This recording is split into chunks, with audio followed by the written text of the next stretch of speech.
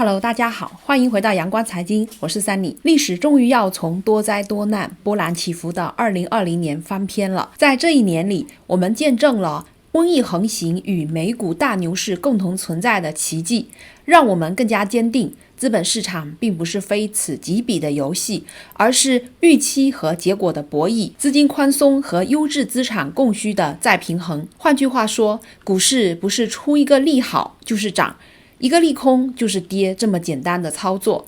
今天这期节目我们来探讨一个问题，那就是个股事件与股价走势之间的关系。节目最后是我的跨年持仓清单。2020年，阳光财经非常幸运能和你一起交易美股。在充满希望的2021年，三里祝您和您的家人新年快乐，财源广进。同时也期待您继续订阅、关注并支持阳光财经的频道。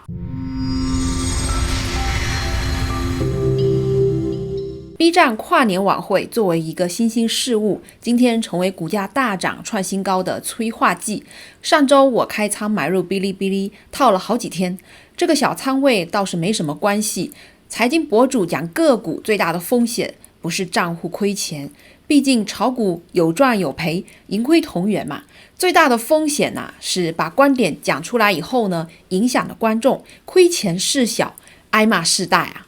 今天终于迎来 B 站大涨，盘中涨幅 15% 以上，收盘录得 14.43% 的涨幅，我的持仓收益率是 10.92%。找了一下 B 站突然大涨的原因，普遍认为跨年晚会的良好预期是股价突破的重要原因。分析人士引用去年 B 站跨年晚会火爆全网之后呢，元旦后的股价连续大涨3天，涨幅达到了 24.65%， 并且启动了整个2020年的股票牛市。2020年的跨年晚会 B 站请来了明星助阵，包括邓紫棋、周深、黄龄、五月天还有郎朗等几十个明星，当然也少不了邀请知名 UP 主嘉宾。但是如果邀请明星就能办好一台晚会，那就错了。电视台办跨年晚会也邀请了一大批明星啊。个人总结 B 站跨年晚会大获成功有几个方面的因素。 B 站的特色就是弹幕， B 站实际上叫做哔哩哔哩弹幕网，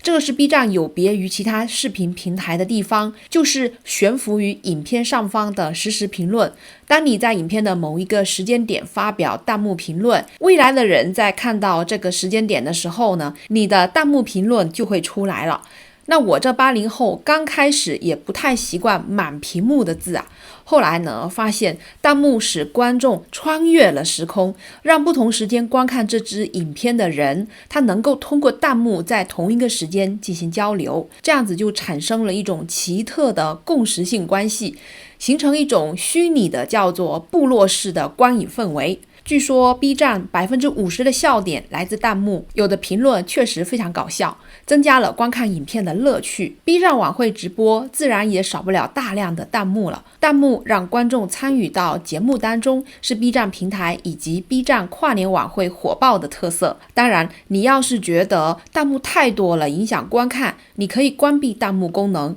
安安静静的观看影片。弹幕好玩是年轻人喜欢 B 站的原因之一。另一个原因呢，就是动漫和鬼畜区。所谓的鬼畜呢，它是对影视作品的2次创作，比如说改头换面啦，还有用电脑技术重新混剪视频，来个张冠李戴、快速重复等等方式。这么一来就很让人忍俊不禁，哈哈大笑。有人说 B 站都是鬼畜，实则不然。鬼畜作为一种文化的分支，存在就是合理的，也广受年轻人的喜爱。鬼畜类视频水平一般的人还做不出来呢，非得有脑洞大开、功力深厚之人，还得有技术的支持。然而 B 站呢，也不是尽是鬼畜和动漫，其他的比如说音乐、健身、美食等生活类、实用类节目也不少。再说我们也要用发展的眼光来看问题嘛。 B 站平台的内容它会随着用户群的增大和年龄的增长而变化。如果说 B 站是一个生态平台，决定内容取向的不是平台本身，而是用户的偏好，所以我觉得不能将 B 站尽是鬼畜作为看空股票的理由。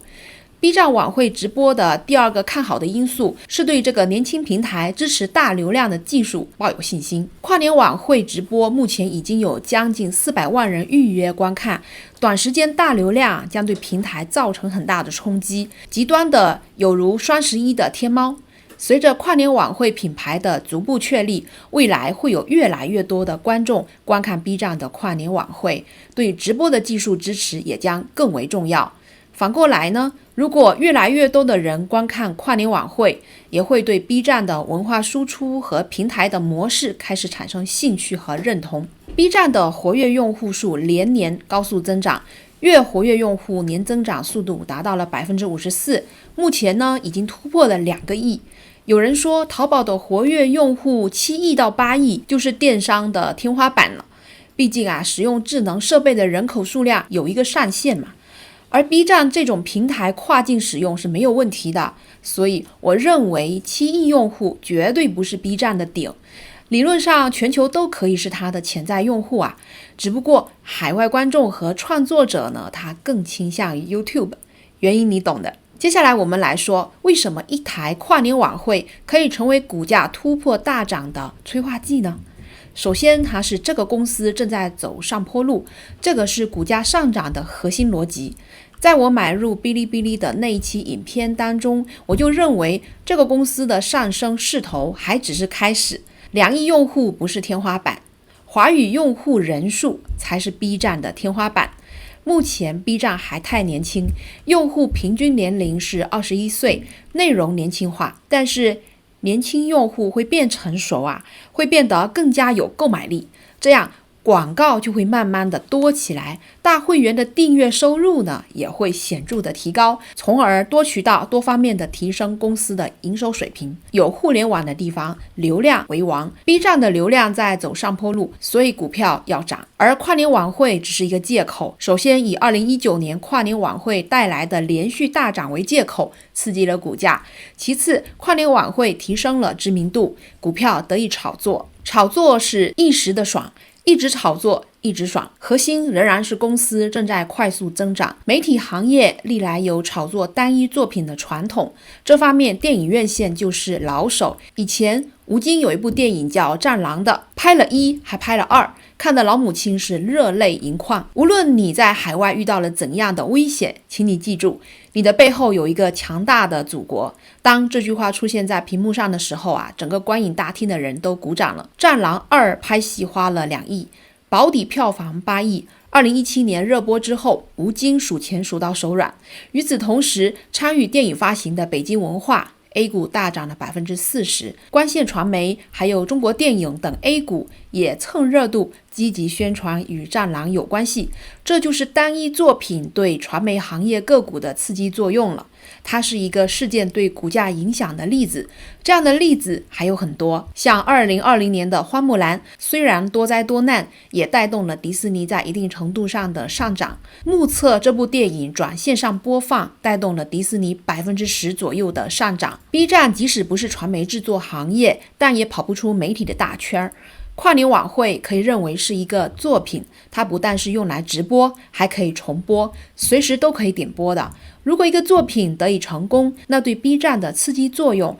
就如上面所说的电影一样，对股价将有短期正面的影响。事件与股价是高度相关的，我们经常在解读财经事件，因为事件主要就是消息面，而炒股无非是基本面、技术面再加上消息面。消息面之所以被关注，是因为它影响到短期的波动。虽然短期股价波动与大的方向相比是小钱与大钱的相比了，看短线赚小钱，看大势赚大钱，人们还是非常关心短线的得失，这很正常。所以对消息面的解读，从大涨或大跌中找到原因，来加强自己对股票的信心或者是判断，这也是很多观众观看财经节目的主要原因。大家更多的是想找到共同的观点，从而给自己的判断找到信心。今天下午时段，大盘开始走坏，早上的盈利下午有部分回吐了。节目最后来看看我准备拿什么样的持仓跨年。Fubo 的看跌期权是以35元价格行权的，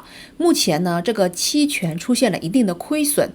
主要原因是 FUBO 在35的位置并没有守住，而是进一步下跌。FUBO 的跌势还没有消停，这个期权极有可能在到期时被指派，从而我就以35的价格买到400股的股票。然后英伟达是增加了100股，倒不是我去加仓了100股，而是期权被提前行权导致。美式期权在到期日前都是可以行权的，只是大部分人会在到期才行权。这次碰到行权的也是没有办法，那就700多股英伟达重仓过年啦。RTX 3080的显卡有钱也买不到，环牛炒得高高的，让我们闻到了茅台的酱香味儿。既然产品这么火爆，股票整天横盘也不应该啊。希望新年英伟达能够重整旗鼓，开始突破，开启一波主升浪。其他的股票，亚马逊、台积电、特斯拉还有沃尔玛都是优秀的公司。特斯拉马上冲50万台交货问题不大，估计还得涨。台积电呢也是上升途中，趋势良好，这些股票都不错，准备持有跨年。Happy New Year！ 感谢你收看今天的节目，我们下期节目再见，拜拜。